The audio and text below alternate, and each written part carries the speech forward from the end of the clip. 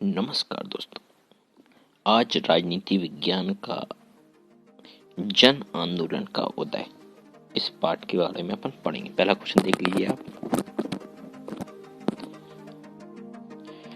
चिपको आंदोलन के बारे में निम्नलिखित में से कौन सा कथन गलत है? तो जो आपका ग नंबर का है जिसमें पूर्ण रूप से गलत दिया गया। तो दूसरा क्वेश्चन देख लीजिए। नीचे लिखे कुछ कथन गलत हैं, उनकी पहचान करना है। तो का नंबर का देखिए आप, सामाजिक आंदोलन भारत के लोकतंत्र को बढ़ावा दे रहे हैं। दूसरा है उक्त कथन क्या है आपका, सही है दूसरा। तीसरा कथन जो है वो भी सही है। तो आप इस प्रकार से आंसर लिख सकते हो। आप बढ़ावा दे रहे हैं, दूसरा और तीसरा सही है। तो का के बारे में और खा के बारे में और गा के बारे में आपको उत्तर बताया गया है। नोट कर लीजिए इसको। यह आपका का खा गा तीसरा क्वेश्चन देखिए आप। चिपको आंदोलन की शुरुआत उत्तराखंड के 2-3 गांवों से हुई थी। इन ग्रामवासियों द्वारा वन विभाग से अपील की थी कि कृषि संबंधी यंत्रों के निर्माण के लिए आंगू के वृक्ष काटने की अनुमति प्रदान की जाए, जिसे वन विभाग ने खारिज कर दिया। कालांतर में वन विभाग ने भूमि का यह भाग खेल सामग्री निर्माण करने वाली कंपनी को उन्होंने ठेका इसका दे दिया, जिसका कि गांव वालों ने बहुत ही बड़ा विरोध किया। वन विभाग के निर्णय से क्षेत्र की परिस्थितियां तथा आर्थिक सुधार का मुद्दा उठ खड़ा हुआ। ग्रामवासियों का स्पष्ट अभिमत था कि वन कटाई का ठेका किसी बाह्य व्यक्ति को नहीं दिया जाना चाहिए तथा जंगल एवं जमीन जैसे प्राकृतिक संसाधनों पर सिर्फ स्थानीय लोगों का नियंत्रण होना चाहिए। गांव के निवासी चाहते थे कि शासन की जो पॉलिसी है उसके अनुसार गांव वालों को लाभ मिले। चौथा क्वेश्चन देख लीजिए आप। विद्युत दरों में की गई बढ़ोतरी का विरोध किया गया, पहला मुद्दा था। दूसरा है 1980 के दशक में उत्तरार्ध से भारतीय अर्थव्यवस्था के उदारीकरण के प्रयास हुए तथा इस क्रम में नकदी फसल के बाजार को संकट का सामना करना पड़ा। भारतीय किसान यूनियन ने गन्ने तथा गेहूं को सरकारी गेहूं मूल्य में बढ़ोतरी करने की मांग की थी। नोट कर लीजिए इसको। क्वेश्चन नंबर 5 देख लीजिए।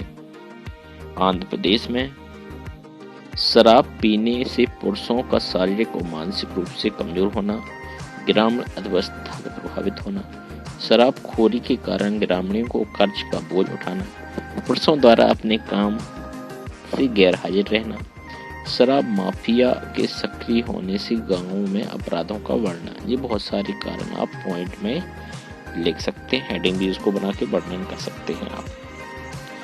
आंध्र प्रदेश का ताड़ी विरोधी आंदोलन एक सशक्त महिला आंदोलन था। इससे पहले घरेलू हिंसा, दहेज था एवं कार्यस्थल एवं सार्वजनिक स्थानों पर भी यौन शोषण के विरुद्ध महिलाओं द्वारा कई बार विरोध किया है। क्वेश्चन नंबर 6 को देख सकते हो आप। शराब, जिसको ताड़ी बोलते हैं, विरोधी आंदोलन को महिला आंदोलन का दर्जा दिया जा सकता है।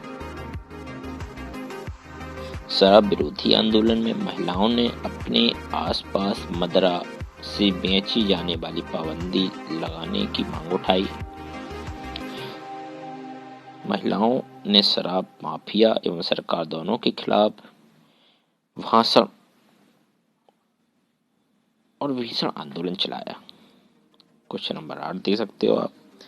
नर्मदा संबंधी क्वेश्चन है।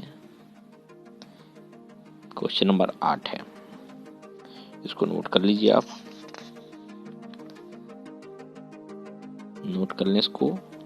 जन आंदोलन का इतिहास लोकतांत्रिक राजनीति को उचित प्रकार से समझने में सहायक है। इन दोनों का उद्देश्य दलीय राजनीति की त्रुटियों को दूर करना है। जन आंदोलन में एक प्रकार से भारतीय लोकतंत्र की रक्षा की है। अहिंसक और शांतिपूर्ण जन आंदोलन से देश का लोकतंत्र और मजबूत होता है। हम अपने उत्तर की पुष्टि करते हैं। पॉइंट बाय पॉइंट भी लिख सकते हैं आपको।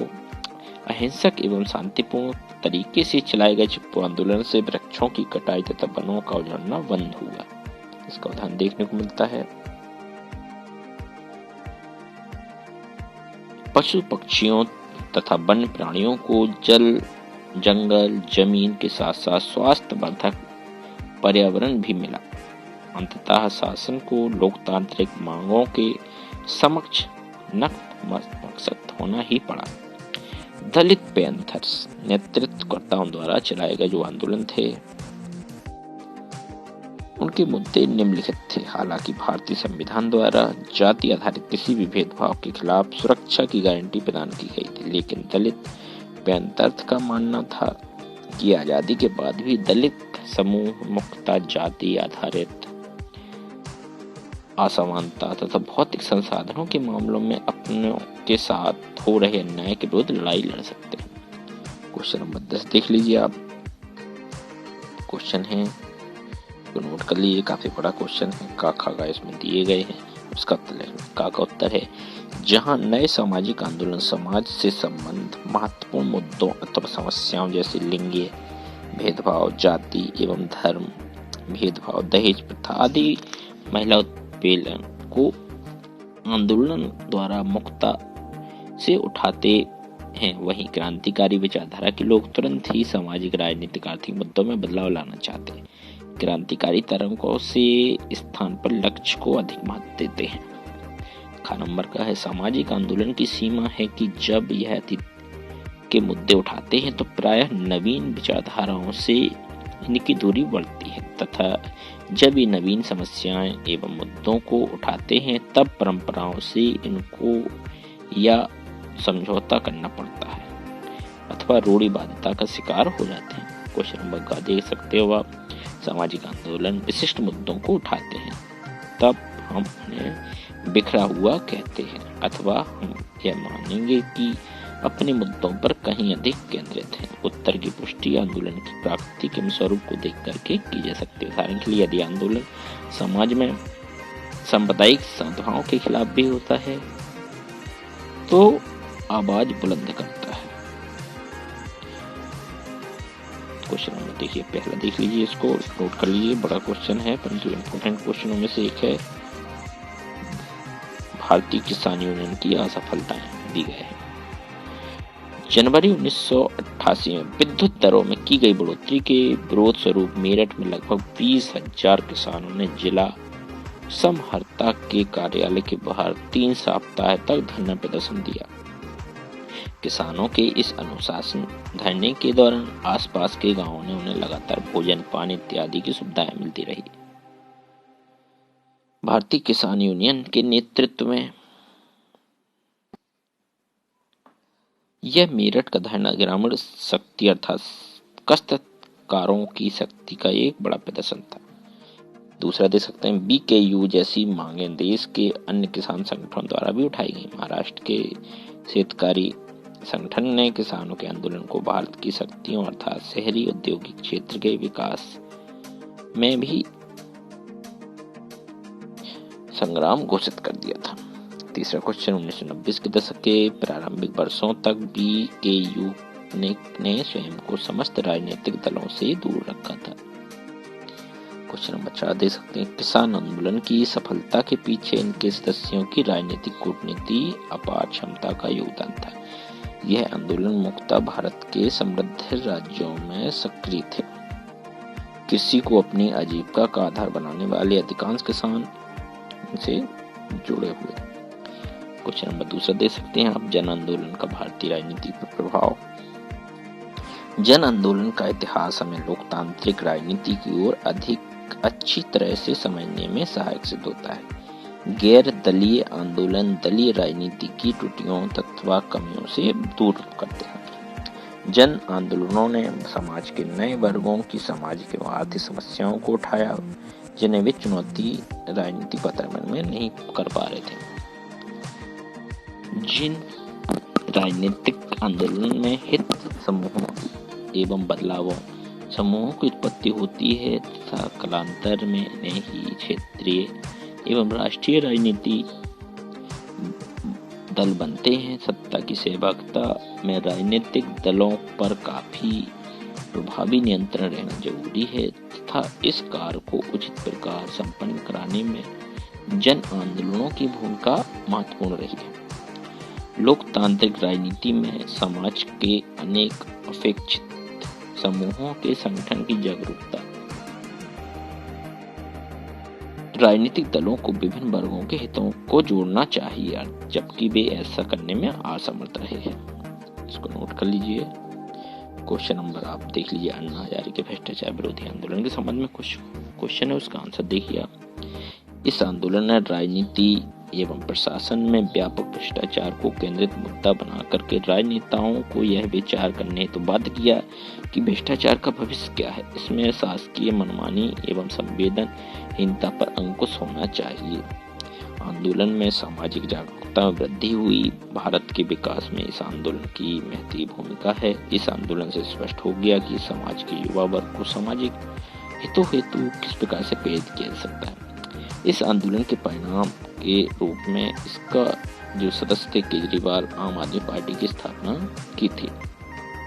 आम आदमी पार्टी ने भारतीय राजनीति को अत्यधिक प्रभावित किया। दिल्ली में इसकी 2 बार सरकार बन चुकी है। जो विकास कार्यों में गति देश वही राजनीतिक रूप में बलशाली बनाता ही चला जाएगा। ऐसा ये क्वेश्चन रहा। क्वेश्चन नंबर देख लीजिए, इंपोर्टेंट क्वेश्चनों में से एक है। जिन लोगों ने अभी तक चैनल को सब्सक्राइब नहीं किया है, चैनल को सब्सक्राइब, लाइक और शेयर जरूर कर दीजिए आप। तो क्वेश्चन को नोट कर लीजिए आप। अगला क्वेश्चन है, किसान आंदोलन से क्या समझते हैं आप। कृषि एवं उससे संबंधित कार्य करने वाले लोगों को किसान या कृषक कह करके पुकारा जाता है। जब ये लोग सामाजिक एवं राजनीतिक पर्यावरण में बदलाव करने के लिए किसी आंदोलन को संचालित करते हैं तो यह किसान आंदोलन के नाम से जाना जाता है। भारतीय किसान की प्रमुख विशेषताएं क्या है। भारतीय किसान ने स्वयं को राजनीतिक दलों से दूर रखा तथा आंदोलन के दौरान अपनी संख्या बल के आधार पर एक दबाव समूह के रूप में कार्य किया है। भारतीय किसान आंदोलन की सफलता के पीछे उनके सदस्यों में राजनीतिक मूलभाव की अपार क्षमता है। किसान आंदोलन प्रमुख रूप से देश के समृद्ध राज्यों में सक्रिय था। ये आपके पॉइंट बाय पॉइंट आप लिख सकते हैं उनकी विशेषताओं को।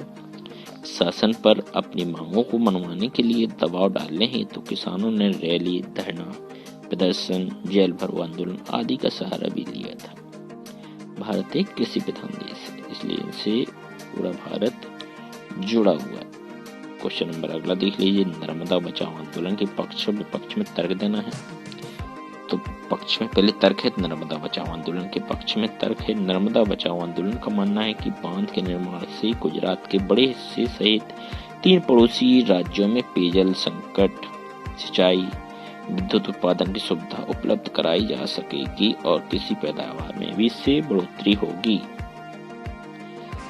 इसके विपक्ष में तर्क है नर्मदा बचाओ बांध निर्माण से संबंधित राज्यों में लगभग 245 गांवों के डूबने की आशंका थी, जिससे लगभग 2.5 लाख लोग निर्वासित हो सकते हैं। इस परियोजना का लोगों के स्वास्थ्य, आजीविका, संस्कृति एवं पर्यावरण पर कुप्रभाव देखने को मिल सकता है। जन आंदोलन की भूमिका। जन आंदोलन का सार्वजनिक नीतियों पर काफी सीमित प्रभाव रहा, क्योंकि समकालीन आंदोलन किसी एक मुद्दे विशेष के आसपास ही जनसाधारण को लाभवंद करते हैं। इस प्रकार से समाज के किसी एक वर्ग का ही प्रतिनिधित्व कर पाते हैं। लोकतांत्रिक राजनीति वंचित वर्गों के व्यापक गठबंधन को लेकर आगे बढ़ती है, जबकि इन जन आंदोलन के नेतृत्व पर यह बात संभव नहीं होती। तो वीडियो कैसा लगा आपको कमेंट बॉक्स में जरूर बताएं। ज़्यादा से ज़्यादा लोगों तक शेयर करना है, लाइक करना है और सब्सक्राइब करना है। जय हिंद।